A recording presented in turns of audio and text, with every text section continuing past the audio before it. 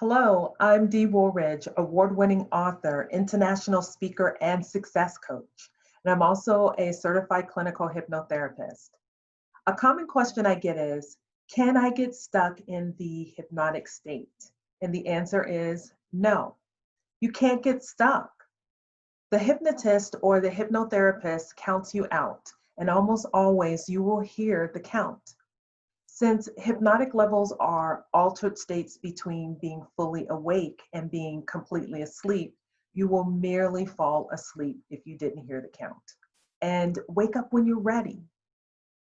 If you'd like more information, you can find it on my website.